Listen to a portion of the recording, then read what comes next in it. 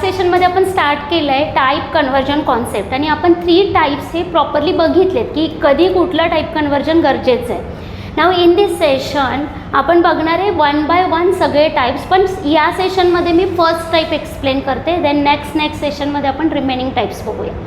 Okay, the first point is basic to class. Before explaining basic to class मी हे सांगायचं मला की टाईप कन्वर्जन करायचं कशाने. तर आपण जसं ऑपरेटर ओव्हरलोडिंग केलं त्याच्यासाठी आपण एक ऑपरेटर फंक्शन यूज केलं होतं, ऑपरेटर ओव्हरलोडिंग फंक्शन. ओके, जेव्हा तुम्ही टाईप कन्वर्जन करणार आहे फ्रॉम बेसिक टू क्लास तेव्हा तुम्ही काय यूज करणार आहे, तर we have to use here a constructor. See, कन्स्ट्रक्टरचा यूज करून आपल्याला basic to class type conversion achieve करता येतं. For conversion from basic to class we have to use a parameterized constructor. See, we have to use a parameterized constructor. See, parameterized constructor already you know. Constructor म्हणजे काय असतं? It is having same name as a class name, not having any return type, not even void, and it is used to initialize the data members of a class. Okay, this is just a concept of constructor. मग parameterized म्हणजे काय?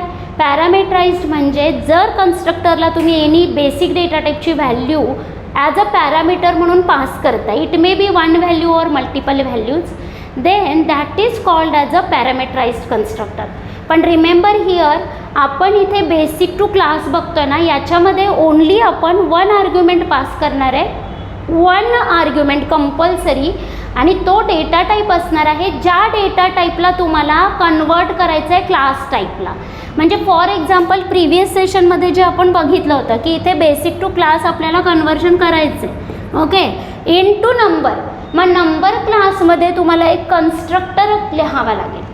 C, इथे जेव्हा आपल्याला basic to class conversion करायचं आहे, integer to number conversion करायचं आहे, तेव्हा नंबर क्लासमध्ये तुम्हाला काय लिहायचं आहे, एक पॅरामीटराइज्ड कन्स्ट्रक्टर टेकिंग 1 इंट आर्ग्युमेंट. कळतं आहे? तो लिहिला की काम झालं, आपलं हे सॅटिस्फाय होणार आहे. Okay, now how to do that you already know this, फक्त त्याला यूज करण्याचं टेक्निक वेगळं आहे. पण आपण कन्स्ट्रक्टर ॲज इट इज जसं आत्तापर्यंत लिहित होतो तोच लिहिणार आहे, nothing else. Okay, hash include IO stream and using namespace std. Class we have to create, the class is number class suppose. Okay, आता या क्लासमध्ये आपल्याला एक डेटा मेंबर घ्यायचा आहे, 1 घ्या 2 घ्या, इट्स अप टू यू की तुम्हाला किती डेटा मेंबर्स घ्यायचे. आपण इनिशियली एकच घेऊया, नंतर मी त्याला थोडंसं मॉडिफाय करून शो करते. की समजा याच्यामध्ये एक डेटा मेंबर आहे let a, any data member of type integer is नाव सपोज. ओके, आणि आता पब्लिक सेक्शनमध्ये आपल्याला काय काय लिहायचं आहे, तर पब्लिक सेक्शनमध्ये फर्स्ट सी की आपण एक पॅरामीटराइज्ड कन्स्ट्रक्टर लिहिणार आहे, पॅरामीटराइज्ड कन्स्ट्रक्टर. आणि तो कशासाठी लिहिणार आहे, इथं आपला पर्पज हा नाही आहे की मला इनिशियलाइज करायचा आहे डेटा मेंबर, तो पर्पज नाहीच आहे आपला, आपला पर्पज आहे टाईप कन्वर्जन. ओके, तर सी मी आता याच्या आधी मेन लिहून दाखवते. हां, तर मेनमध्ये कसं असेल, सी वॉइड मेन. आता मेनमध्ये आपल्याला एक ऑब्जेक्ट क्रिएट करायचा आहे नंबर क्लासचा. ओके, नंबर क्लासचा ऑब्जेक्ट कसा क्रिएट करणार, लाईक नंबर OBJ असा एक ऑब्जेक्ट आपण क्रिएट केला. आता जर मी काय लिहिणार आहे नंतर, OBJ इक्वल टू लेट 7. आता मी काय लिहिणार आहे, सी OBJ डॉट डिस्प्ले करायचं आहे मला. Means here I am assigning 7 value to that object, 7 value to that object. It is not allowed actually, but we can do this with the help of a parameterized constructor taking 1 argument of type integer because 7 is of type integer. Okay, तर करणार कसं आपण ते achieve. तर C initially C आपण जर एक पॅरामीटराइज्ड constructor लिहूया. ओके, मी जसं म्हणते की एक तुम्ही पॅरामीटराइज्ड कन्स्ट्रक्टर लिहा की ज्याला तुम्ही एक इंटीजर आर्ग्युमेंट पास करणार आहे, म्हणजे तुमचं हे एक्झिक्युशन होईल. ओके, पण इथे लिहिलं सपोज मी की लाईक नंबर,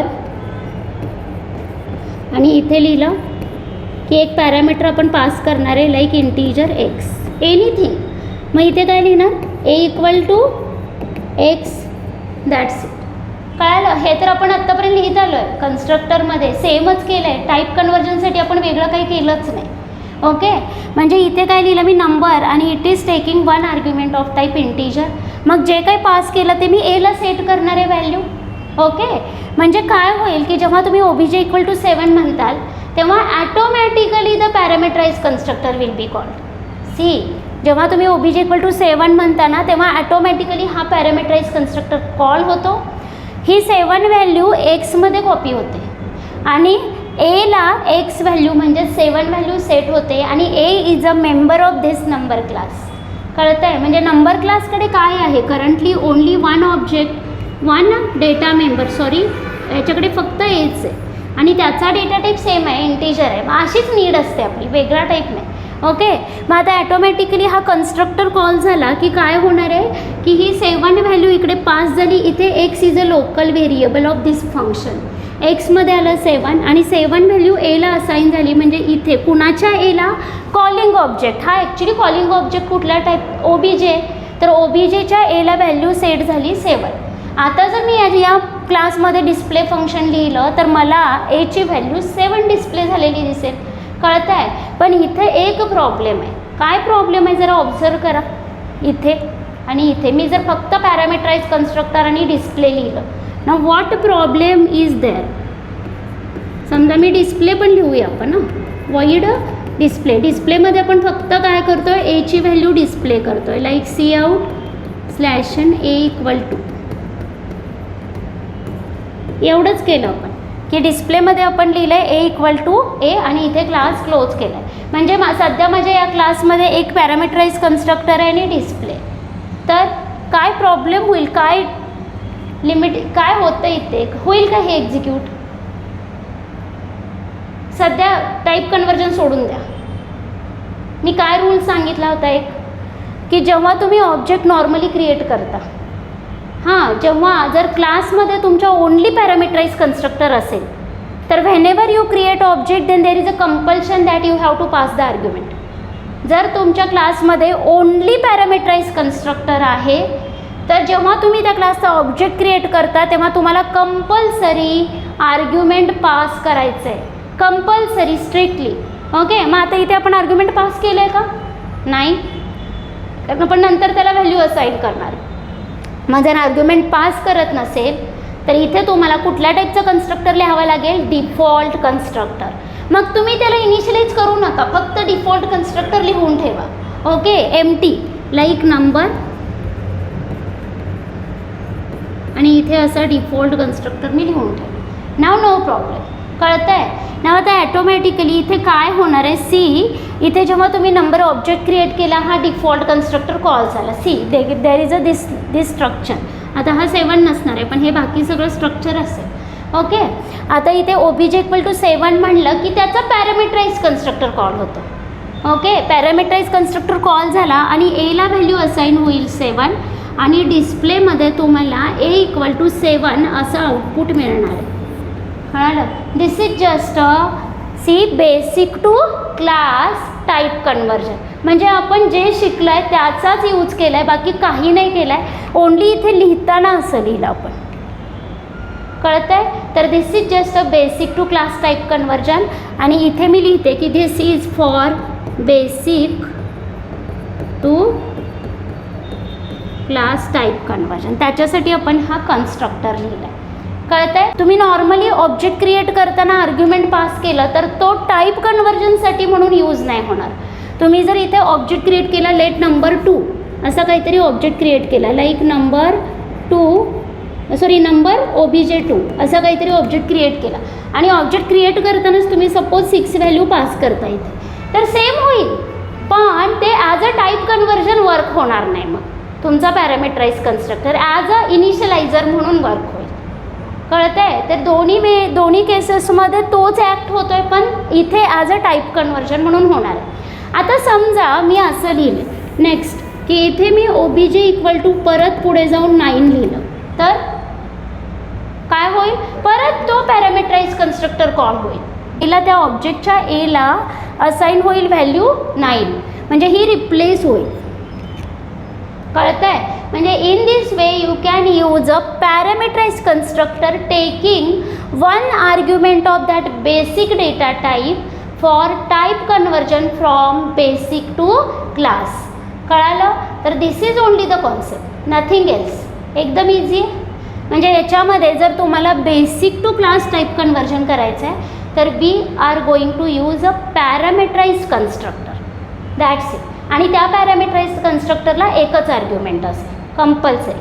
आता थोडं मला या क्लासला मॉडिफाय करायचं आहे की समजा माझ्याकडे एक इंटीजर नाही आहे या नंबर क्लासमध्ये. Suppose there are 2 integers.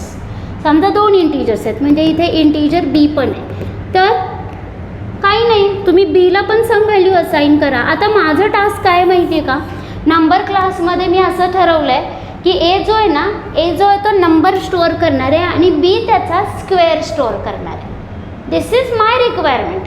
त्याच्यासाठी मी हा नंबर क्लास क्रिएट केला आहे. ओके, म्हणजे नंबर क्लासचा एक ऑब्जेक्ट काय काय होल्ड करेल की एक इंटीजर व्हेरिएबल आणि एक त्याच्या स्क्वेअर.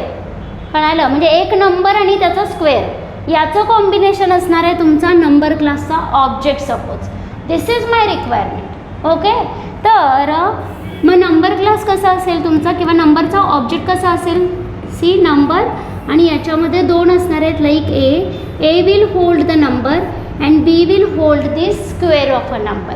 मग आता काय करावं लागेल मला चेंज, सी जेव्हा तुम्ही कन्वर्जन केलं ओबीजे इक्वल टू 7 तेव्हा काय करावं लागेल मला की एक तर 7 व्हॅल्यू तुम्ही एमध्ये असाइन केली म्हणजेच एक्स, तर इथे काय एक्स इंटू एक्स तुम्हाला बीमध्ये स्टोअर करायचं आहे. कळतं आहे? म्हणजे एक्स इंटू एक्स. आणि फक्त आपण डिस्प्ले फंक्शन थोडंसं मॉडिफाय करूया. इथे आपण स्क्वेअर ऑफ दॅट नंबर पण डिस्प्ले करू. म्हणजे इथे कसं करूया, सी की आपण फर्स्ट नंबर डिस्प्ले करू की like the number is a and square equal to b. That's it. कळालं? म्हणजे दिस इज नाव. जर समजा 2 आर्ग्युमेंट्स जरी असतील तरी तुम्हाला या टाईप कन्वर्जन कसं करायचं, तर मेन तुमचं काहीच चेंज होणार नाही आहे. Men will be as it is. आता इथे जेव्हा ओबीजे इक्वल टू 7 केलं आणि ओबीजे डॉट डिस्प्ले केलं तर तुम्हाला नंबर 7 आणि त्याचा स्क्वेअर 49 असं डिस्प्ले झालेलं दिसेल. ओके, आणि जेव्हा तुम्ही ओबीजे इक्वल टू 9 म्हणताय आणि परत जर ओबीजे डॉट डिस्प्ले कॉल केलं तर काय होईल, सी तर तुम्हाला 9 number, the number is 9 and square equal to 81 असं डिस्प्ले झालेलं दिसेल. कळालं? म्हणजे आपण या टाईपनं पण टाईप कन्वर्जन करू शकतो. असं ऑलवेज नसतं की इथे एकच व्हेरिएबल पाहिजे, असं काही कंपल्शन नाही आहे. As per your need you have to write the type conversion. तुम्हाला जसं पाहिजे तसं टाईप कन्वर्जन करा. आता समजा माझी अशी रिक्वायरमेंट आहे स्क्वेअर नको आहे मला, दोन्हीला सेम नंबर असाइन झाला पाहिजे. ठीक आहे, तुम्ही दोन्हीला सेम नंबर एक्स असाइन करा. इट्स अप टू यू की तुम्हाला टाईप कन्वर्जननी काय अचीव करायचं. कळालं? तर this is just a basic to class. कळतं आहे? तर this is just a basic to class type conversion.